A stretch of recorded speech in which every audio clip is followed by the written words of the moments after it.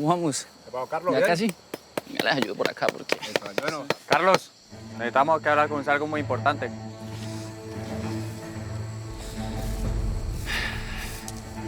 Nos vemos más tarde en la casa.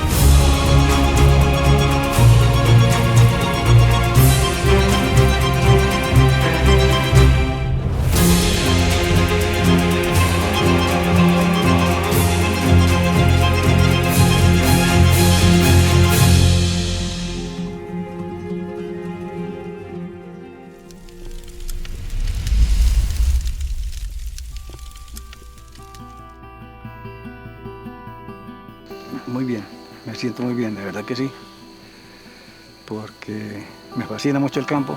Hice una buena nueva etapa, que de verdad, después de tantos años, porque después de tantos años de haber salido del campo y volver nuevamente, pues, mi hermana y inclusivamente mi señora me decía, pero usted ¿para qué se va para el campo? Con los años que tiene. No, pero es que a mí me fascina. Yo me voy para el campo y bueno, así ve. Mi nombre es Rodrigo Lozada. Vivo en el municipio de San Vicente de Chucurí, departamento de Santander. Soy beneficiario de la unidad de restitución de tierras y hoy tengo un proyecto productivo de cacao. Esta es mi historia. Mi padre compró la finca allá de donde salimos en 1957. Trabajamos la tierra con digamos, cultivos de yuca, maíz, plátano, pasto. Habían 200 reses, se mantenían en la finca. A ver, en Cora, cuando en 1965 salió un cuento, como se dice, digámoslo así, que las personas no podían tener más de tantas hectáreas. La finca eran 130 hectáreas. Cuando en ese tiempo, entonces, bueno, a papá le adjudicaron 65, a mamá 22 y a un hermano 22. El resto pasó a ser baldío. Y entonces, pero nosotros seguimos cultivándola, trabajándola, no sabíamos que eso había pasado una parte a baldío. Seguimos trabajando, pagando impuestos por toda la finca. Y cuando fuimos, que ya fallecieron ambos, papá y mamá, hicimos hacer la sucesión, resulta que nos aparecía un predio que no era de nosotros. Nos conocimos en la adolescencia estudiando en la escuela. Era pues, muy buen trabajador, tener papá y mamá, todos cultivaban, trabajaban. La hermana era enfermera. El papá de Rodrigo muy trabajador en su finca, muy dedicado a la finca, al hogar, muy dedicado, trabajando y cultivando con ganado, con camuros, de todo animalito que tenían allá, porque es muy juiciosos en esa parte. San Vicente de Chucurí es como la despensa agrícola de este territorio. Hablemos parte del Magdalena medio santanderiano y el nororiente colombiano, de esta parte de Santander. Se ha caracterizado también, lógicamente, por su agricultura, ganadería, explotación petrolífera. Desde siempre San Vicente se ha caracterizado precisamente por la producción de cacao. Es el municipio que más produce cacao en Colombia. Aquí producimos cacao, café, plátanos, aguacates. Tenemos los mejores aguacates del país. Tenemos cualquier cantidad de legumbres, mandarinas, todo lo que se pueda producir. Gracias a la diversidad de pisos térmicos también se producen desde la huerta casera, desde las cebollas, todo. Es un municipio y un departamento supremamente rico, ¿no? Que nos da una variedad extensa de producción, pero también hay ya cultivos de peces en muchas regiones del departamento, de los campesinos que ayudan a su economía. Es una gran variedad también de granjas avícolas que también se dan en Santander y en nuestros municipios. Entonces, lo que nos dice, repito, es un municipio supremamente rico en todo lo que usted pueda considerar. En el departamento de Santander, ubicado en el noreste del país, se encuentra la vereda Vizcaína, en el corregimiento de Albania, en San Vicente de Chucurí. municipio en el que nació el Ejército de Liberación Nacional, ELN, en el año 1964. Este grupo armado ilegal ejerció el dominio sobre el territorio por muchos años, hasta que durante la década de los 80 y los 90 se estableció en este lugar la guerrilla de las FARC. Durante este tiempo, los campesinos fueron víctimas de extorsiones, vacunas y secuestros. Para el año 1997, grupos paramilitares llegaron a la zona, lo que incrementó de manera notable la violencia en la región, en donde las amenazas y asesinatos se convirtieron en la cotidianidad de la comunidad de esta zona del país. El Ejército de Liberación Nacional aparece por ahí en los sectores de La Fortuna, aquí nomás en la Vía del Carmen. Se hacen ver en 1964 con la toma de Simacota. Es cuando ya la gente dice, apareció un nuevo grupo, apareció un grupo insurgente con la toma de Simacota. Las fuerzas militares empiezan también a recorrerse en los territorios, pero al encontrarse en esas dos fuerzas, en la mitad acá queda el campesino. El que está trabajando queda ahí. Y eso hizo que la situación se volviera más compleja, que el conflicto se agudizara en las zonas rurales, porque cada grupo quería tener el dominio de ese territorio y quería pues exterminar, como ha pasado en muchos procesos de violencia recurrente, exterminar al contrario.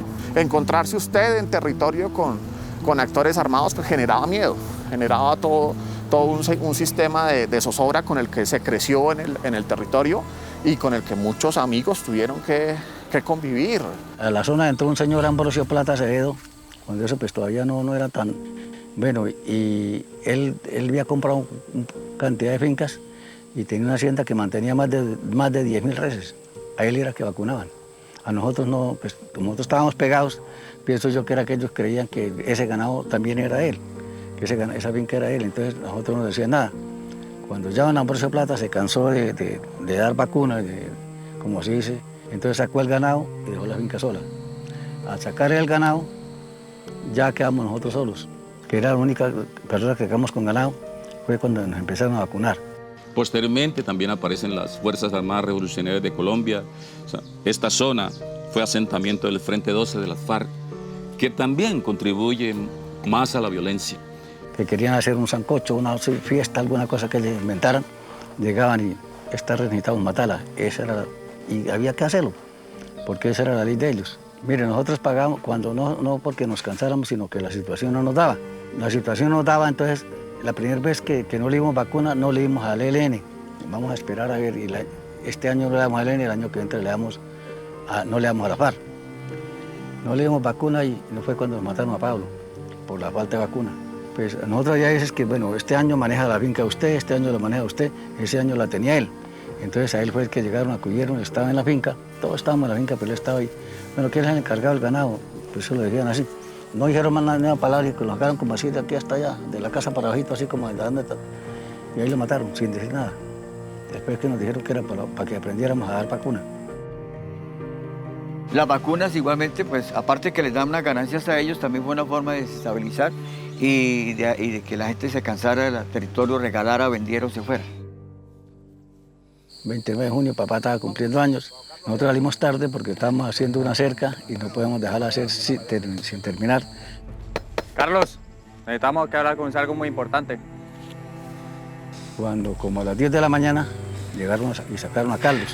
Se lo trajeron. Digo, no, tranquilo, eso él ahorita viene. Y dije, manito, pero es que estamos haciendo esta cerca y tal. No, tranquilo, él ahorita viene, no le pare bolas, ahorita viene. Pues nosotros seguimos dándole, confiando que a él no le hacían nada. Hermano, Carlos no llegó. Él tiene que llegar a la casa, hoy es el cumpleaños de mi papá. Cuando nosotros nos vinimos para Albania, la gente nos miraba y todos nosotros estábamos, pero todos como sorprendidos, nosotros no sabíamos nada. Llegamos a la casa y encontramos la casa sola, oscuro y todo, y le preguntó a la vecina, ¿qué pasa? ¿Dónde está mamá, papá y Solina? ¿Qué hubo, Rodrigo? Hace rato estábamos esperando a sus papás. ¿Y eso? Que no está la casa sola. Pero por lo que veo ustedes Yo no luego saben ustedes no nada. saben lo que pasa, no. Fue que mataron a Carlos. Rodrigo, lo que pasa es que a su hermano Carlos lo mataron. ¿A Carlos? Habían matado antes a un hermanito, mataron después a otro hermano, el puro menor de ellos. Imagínense, le afectó mucho, mucho a todos dos, tanto a mamá y a papá. Le afectó bastante. El señor empezó a enfermarse bastante, a perder como el sentido, a caminar las calles.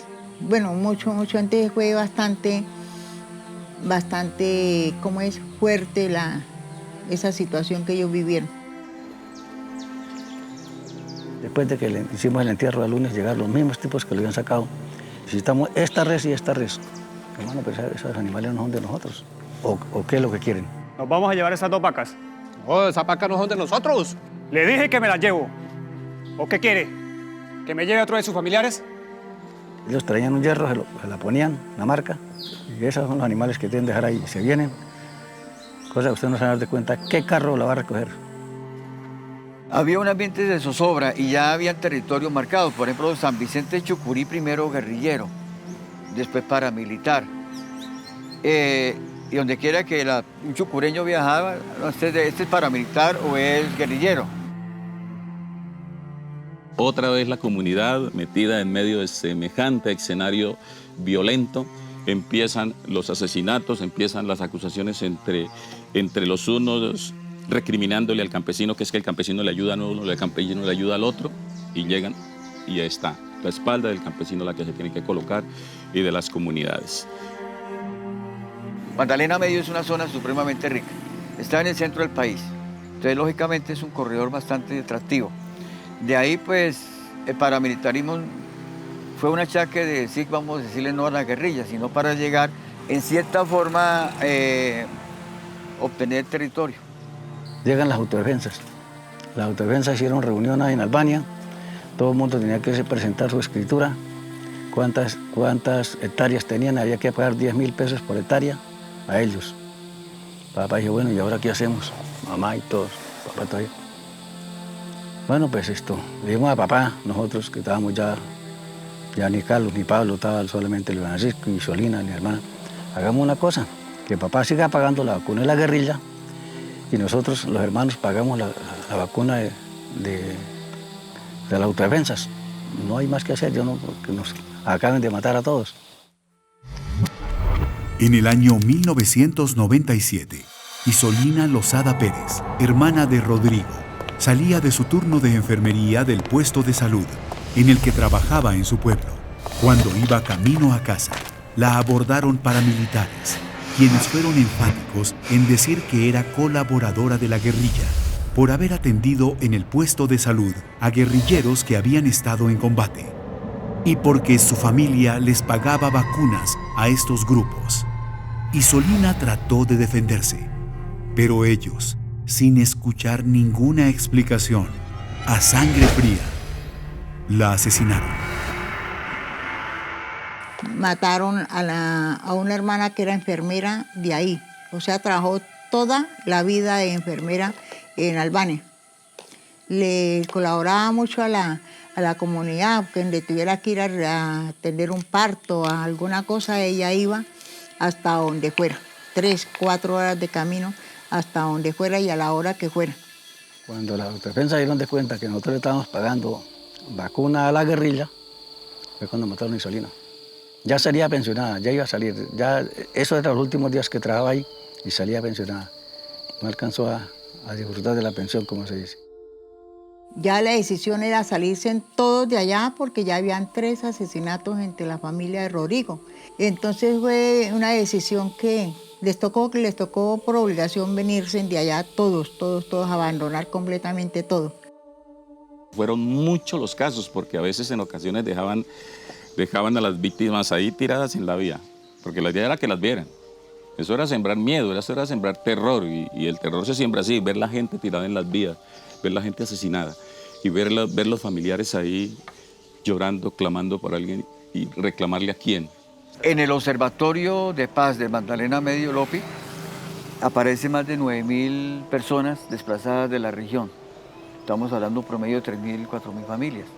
Pero sí eran momentos muy difíciles también, tanto el que se iba, para los que se iban, porque los que se iban tenían que regalar. San Vicente de Chucurí, he manifestado que es un territorio muy rico, productivo, buenas haciendas, buenas fincas y la gente tuvo que regalar para poder seguir. 1, 2, 3, 4, 5, 6, 7, 8, 9, 10, 11. Pablo García era el dueño del ganado que teníamos allá en la finca. Él lo sacó y sacó el ganado de nosotros también. Y él lo compró, como él quiso pagándolo. Lo que ve cerdos, que cuando los cerdos se mantenían sueltos, manteníamos 3 marranas paridoras, parían 10, 12 marranitos. Todo eso se perdió, los camuros, que habían más de 200 camuros que papá tenía, piscos, patos, y herramientas, todo se perdió. Eso se perdió todo.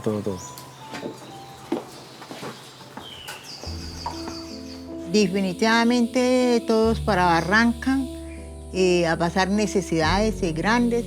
Después de llegar a Barranca ya les tocó dedicarse a lo que les saliera, a limpiar lotes, a ayudantes de construcción, a muchas cosas, todo lo que les saliera les tocó que dedicarse a eso. Ya los adultos mayores, los que eran bastante adultos mayores, de la depresión primero murió el papá. Se entró en una depresión, se enfermó bastante y murió el papá. Él siempre duró como un año, de pronto. Se nos volaba de la casa todo, perdió el conocimiento, perdió todo. Él ya duró como un año. Él diario pensaba que en la finca, que los animales, que todo, y que comía a perder esos que pobrecitos animales, y así de eso se nos murió. Luego de la muerte de sus padres, y cuando las condiciones de seguridad parecían haber mejorado en la región, Rodrigo intentó convencer a sus hermanos de volver a las tierras, pero ante el miedo y la negativa de regresar al campo, después de los hechos de violencia ocurridos a la familia, esta idea no tuvo éxito. Sin embargo, años después, cuando Rodrigo se enteró de la Ley 1448, decidió acercarse a las oficinas de la Unidad de Restitución de Tierras, con la esperanza de empezar un proceso que le permitiría recuperar su vida campesina. En el año 2011, el Congreso de la República profirió la Ley 1448, que es la conocida Ley de Víctimas y de Restitución de Tierras, que contempla un proceso administrativo y judicial para que las víctimas puedan recuperar sus tierras. Pues una vez expide la ley, las víctimas empiezan a acudir a las diferentes territoriales a presentar sus solicitudes, entre ellos el señor Rodrigo. Bueno, Rodrigo fue el único que quiso recuperar tierra, volver al campo nuevamente, porque la idea era volver otra vez al campo. Y porque también fue muy afectado tener que venirse del campo a la ciudad. Mi hermano, una reunión que nos citaron a Bucaramanga, y entonces todos dijeron que no querían el campo. Y yo sí. Entonces mi hermano me decía, pero usted con los años que tiene, ¿qué va a coger para el campo? Le dije, no, a mí me gusta. Yo todavía me siento capaz de trabajar el campo. Le dije, inclusivemente, si me vuelve la finca, yo me voy para allá, para la finca, así como está acabada. El señor Rodrigo presentó la solicitud de restitución de tierras en el año 2015. Inmediatamente la unidad empezó a recolectar todas las pruebas necesarias para probar el relato de los hechos que ellos vivieron y presenta la demanda ante el juez de Bucaramanga, quien estudió el caso, y la Corporación Autónoma de Santander, CAS, determinó que en los predios están afectados con una figura ambiental que se llama Distrito Regional de Manejo Integrado. En este caso se llama San Silvestre. Por los valores ecológicos, los predios no pueden ser intervenidos por los seres humanos, de forma tal que la familia Lozada Pérez no podría desarrollar allí un proyecto productivo para procurar su sustento, ¿cierto? Entonces, el juez, muy acertadamente, ordena compensarlos económicamente en favor de todos los hermanos Lozada Pérez. Ahí fue cuando valió a nombre de nosotros y le puso el precio de la finca. Y yo no puedo decidir porque no soy yo solo, son mis hermanos, yo voy a hablar con ellos. Digo, no, sí, acéptala. Digo, entonces todos tienen que dar cuenta del Banco Agrario para a cada cual consignarle sus plata. Como a los 15 días me llamó, ya tiene la plata consignada. Fue rapidito que nos consignó la plata. Con el dinero recibido como compensación y con la ilusión de volver al campo y a su región, en el año 2018, Rodrigo compró un predio que estaba en venta en la vereda Nueva Granada, al que llamó El Rubí, mientras sus hermanos adquirieron viviendas en otras ciudades principales del país. Adicionalmente, en la sentencia recibida, y por el hecho de haber decidido regresar al campo, se determinó acompañar al beneficiario en la implementación de un proyecto productivo que permitiera que Rodrigo y su familia tuvieran un apoyo en este nuevo comienzo, con la esperanza de que en su tierra pudieran cultivar una vez más sus sueños. De esta manera, se determinó que el proyecto productivo que se desarrollaría en la finca de Rodrigo sería de cacao, producto que además representa a la región a nivel nacional. El proceso que vamos a hacer para la injertación de cacao es de aproximación. Nosotros en cacao manejamos diferentes tipos de injertos. Preparo la yema y me voy al árbol patronaje. Entonces aquí hago un corte, ¿sí? Le saco la corteza al árbol, luego le hago el corte a la yema de esta manera, la coloco acá en el árbol, rematamos haciendo al otro lado. Nos quedó el injerto de aproximación. Entonces, para garantizar la producción, nosotros vamos a quitarle una parte de la dominancia apical y ahí nos va a garantizar el injerto. Este injerto lo vamos a soltar a los 30 días, 25 a 30 días, dependiendo de las condiciones ambientales. Entonces tenemos una planta nueva con clones de alto rendimiento. A don Rodrigo lo conocí cuando ingresó al programa de restitución de tierras por un previo compensado. Él en esta finca tiene aproximadamente 8 hectáreas de cacao, el cual estaban en mal estado. Entonces, a través del programa de proyectos productivos, iniciamos el proceso de renovación de cacaotales viejos, cambiándolos por clones de alta productividad, clones regionales y clones de sabor y aroma. ¿Cómo se hizo esto? Pues a través de las visitas técnicas programadas mensualmente, se le hizo el proceso de poda, se le hizo el proceso de injertación en leño grueso para que este cacaotal fuera altamente productivo. Ahorita con la siembra del cacao, que fue un trabajo bastante pesado, pero gracias a Dios está todo sembradito ya. No sembré apenas 2.400, sino ya compré 400 más y sembré 2.800 matas. Pienso comprar más. La unidad de restitución de tierras le hizo un análisis de suelo en el cual nosotros le establecimos un plan de fertilización y de acuerdo a ese plan de fertilización establecimos un paquete tecnológico para hacerle todos los requerimientos, todas las enmiendas, todas las aplicaciones de fertilizantes que el cultivo necesita. Don Rodrigo tiene en la finca 6.000 plántulas de cacao. Con el proyecto se le entregaron 2.000 clones de cacao regionales altamente productivos de sabor y aroma. Comprar nuevamente otra finca, eso es bastante apoyo en después este proyecto que le dieron muy bueno. Está muy contento con este proyecto y yo también estoy muy contenta porque ahí Rodrigo está ahí entretenido. Rodrigo ya como que le cambió la vida, le cambió totalmente la vida. Los cacaos colombianos en términos especiales es cacaos catalogados como cacaos finos de aroma. Solamente el 5% del cacao que se produce en el mundo tiene esas características. San Vicente de Chucurí es conocida como la capital cacaotera de Colombia. Es el municipio donde más hectáreas de cacao tenemos sembrados y donde la producción también es muy alta. La calidad del cacao es una calidad excepcional. El premio más reciente que tiene el país se obtuvo en el Salón del Chocolate en París y fue con un cacao de San Vicente de Chucurí que fue catalogado como uno de los 20 mejores cacaos con los que se fabrican los mejores chocolates del mundo. Y el cacao ha sido uno de los principales elementos que ha permitido que vuelva la paz, la tranquilidad y la prosperidad a esta región. Por eso nosotros en este momento venimos desarrollando con diferentes instituciones del Estado colombiano, del Ministerio de Agricultura, de las agencias, diferentes programas para involucrar a estas personas en temas de cacao. Muchos de ellos en tiempo atrás fueron cultivadores de cacao y lo que están haciendo hoy en día es volver a sus fincas, volver digamos como a sus raíces con algo que conocen, que saben muy bien, y es cultivar cacao. Yo creo que el campo colombiano siempre ha sido el soporte de la economía del país. Es un país completamente agropecuario. En los diferentes momentos el campo siempre nos ha ayudado.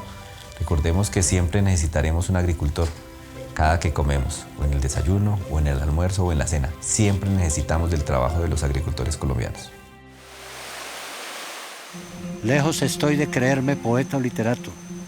Lo que hago simplemente es cargar papel y lápiz y escribir aquello que a diario pasa. La justicia cojea pero llega, reza un refrán popular. Con la sublime esperanza largas batallas se dan.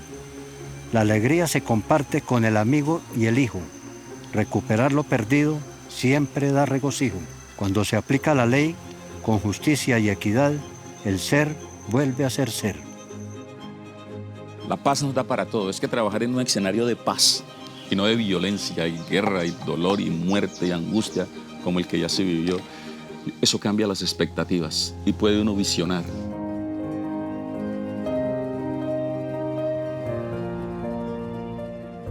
Ya la gente no tiene miedo de moverse por todas las vías de acá, de los caminos, ¿sí?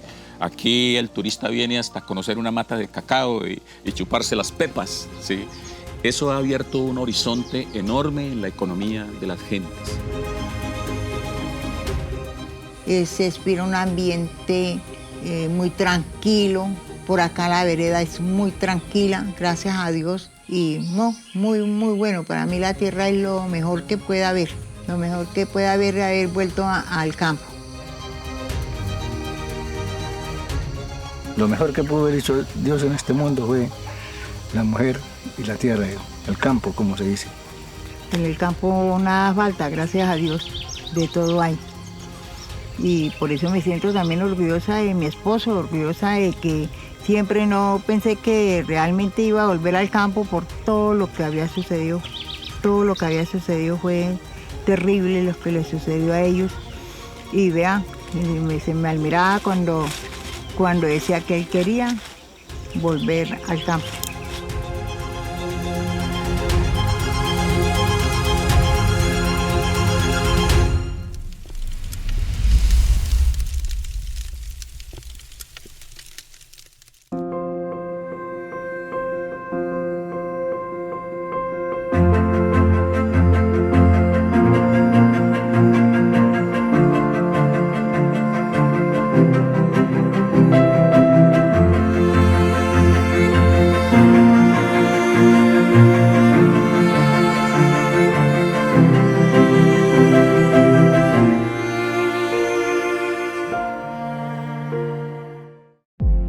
¿Sabías que la Ley 1448 de 2011, en sus artículos 97 y 98, establece que el solicitante puede pedir a la justicia la compensación con un predio equivalente o con el pago en dinero, y ésta determinará su viabilidad?